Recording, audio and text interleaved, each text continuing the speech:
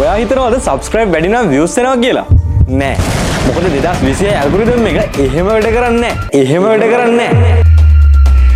ඉතින් අද මම මේ වීඩියෝ එකෙන් ඔයාලට කියලා දෙන්න යන්නේ YouTube algorithm එක ඇත්තටම YouTube videos push කරන්නේ කොහොමද?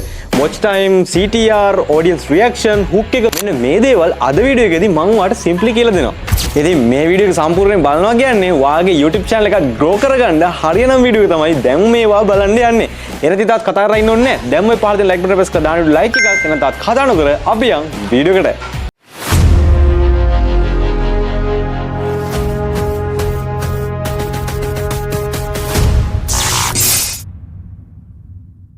ඉතින් කොහොමද සාදරයෙන් ආදරයෙන් පිළිගන්නවා අපේ හේෂාන් ටෙක් ඇකඩමි channel එකෙන් ගෙන තවත් এডুকেෂන් වීඩියෝ එකකට. හරියනවා වැඩි කතා කරලා ඉන්නේ නැතුව අපි කෙලින්ම මාතෘකාවට එන්න ඕනේ. ඉතින් අද කතා කරන්න තියෙන දේ ප්‍රධානම මාතෘකාව වෙලා YouTube algorithm එකනේ. ඉතින් මොකක්ද මේ ඇත්තටම YouTube algorithm එක කියන්නේ? ඉතින් YouTube algorithm එක කියන්නේ viewers ලට කැමති videos හොයලා දෙන AI system එකට. ඉතින් මේකෙන් තමයි ඔයාලා කැමති videos ඔයාලා මෙන්න මේ YouTube එකේ එහෙට මෙහෙට යද්දි ඔයාලා display කරන්නේ. ඉතින් අන්නේ AI system එකට තමයි YouTube algorithm එක කියන්නේ. ඉතින් ඇත්තටම YouTube algorithm එකෙන් ඔයාගේ subscribe count එකද බලන්නේ නෑ. YouTube algorithm එකෙන් බලන්නේ ඔයා upload කරන වීඩියෝ එකට කී දෙනෙක් වීඩියෝ එක ටච් කරනවද? ඒ වගේම තමයි වීඩියෝ එක අවසාන වෙනකම් බලනවද? මේකට කොච්චර like comments එනවද?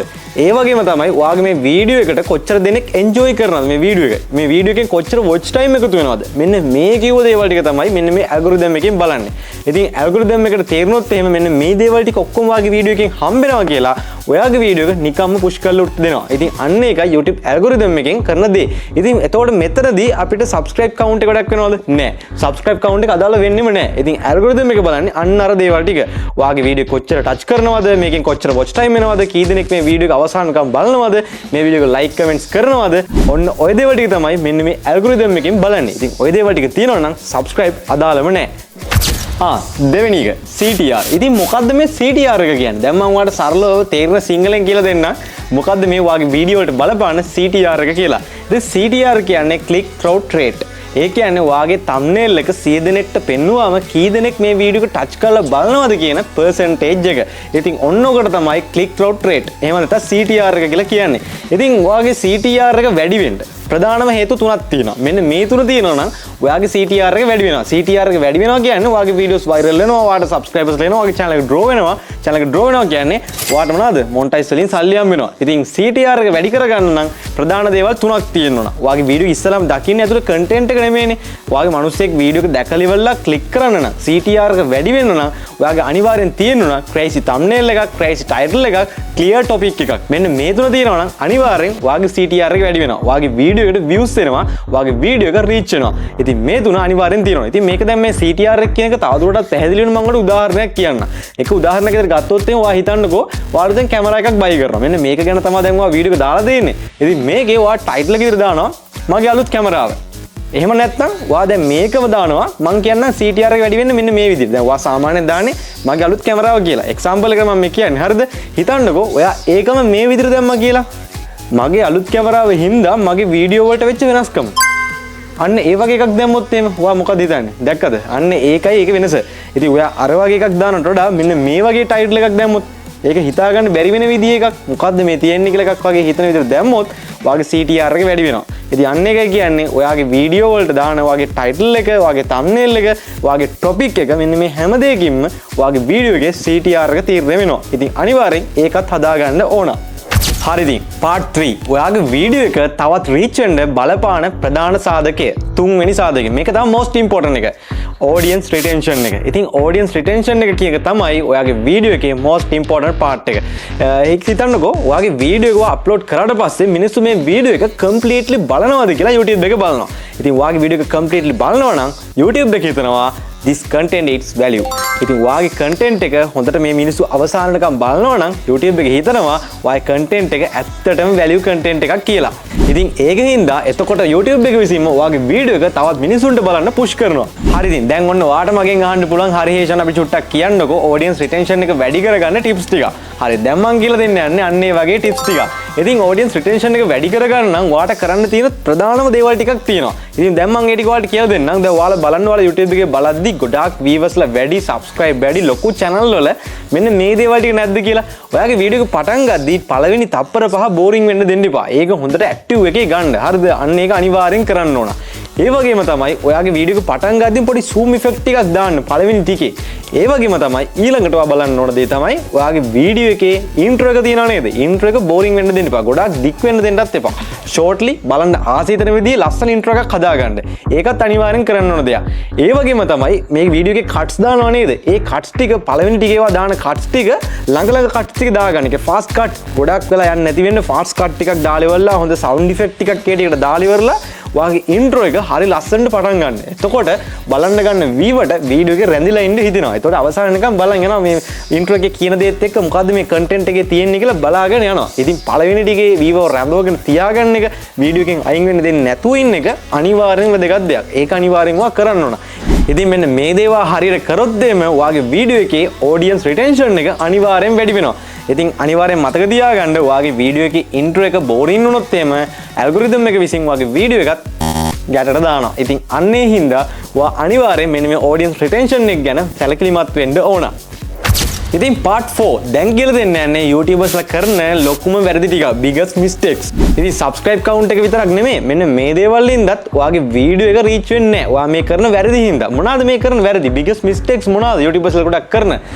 ඉතින් පළවෙනි වැරද්ද විදිහට ගත්ත හැකි long intros. ඉතින් සමහරු දානවා එන්න දිග intro එකක්. එතකොට viewers එතනින්ම අයින් වෙනවා. මේක බල බල ඉන්නේ මොන විකාරයක්ද මේ කියලා. ඉතින් ඒකත් කරන එක වැරද්දක්. අනිත් දේ තමයි bad audios. සමහරු වීඩියෝ එකට අදාළම නැති විදිහේ audios use කරන. එකපාර කෑ ගහන ඒවා අනම්මනම් එක bad audios use කරනවා. ඉතින් මේ හින්දාත් ඔයාගේ වීඩියෝ එකෙන් viewer අයින් වෙනවා.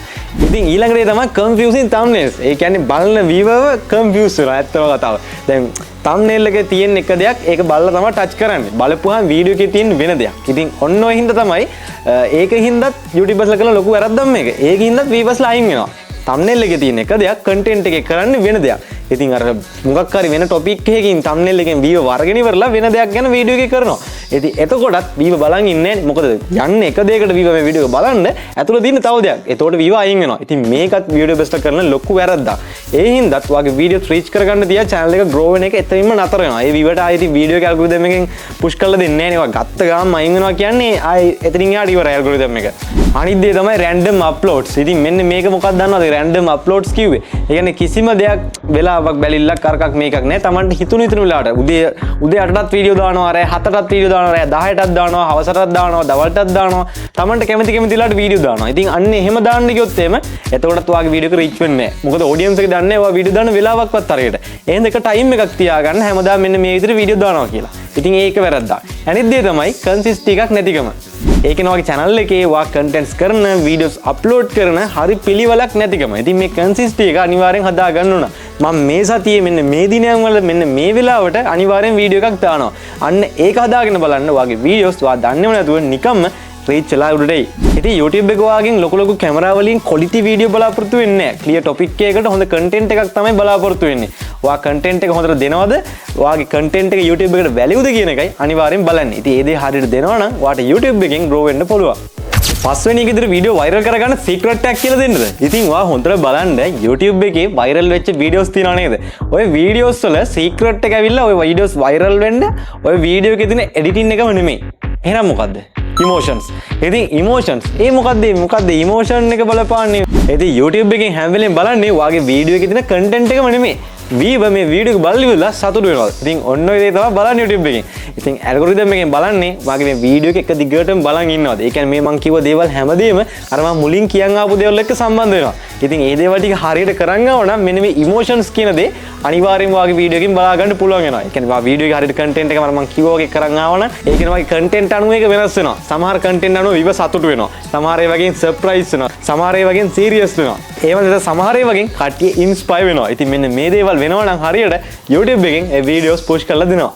ඉතින් යාළුවනේ වීඩියෝ එකේ summary එක ඔයාලට ගන්න දින දේවල් මෙන්න මෙච්චරයි. ඉතින් ඔයාගේ videos 2026 algorithm එකෙන් beat කරලා ඔයාගේ වීඩියෝ එක උඩටම ගන්න ඕන නම් ඔයාලට කරන්න දින දේවල් ප්‍රධාන ඒවා තුනයි තියෙන්නේ. මොකද්ද? ඉතින් පළවෙනි එක good thumbnail එකක් තියෙන්න ඕන. දෙවෙනි එක high retention එකක් තියෙන්න ඕන.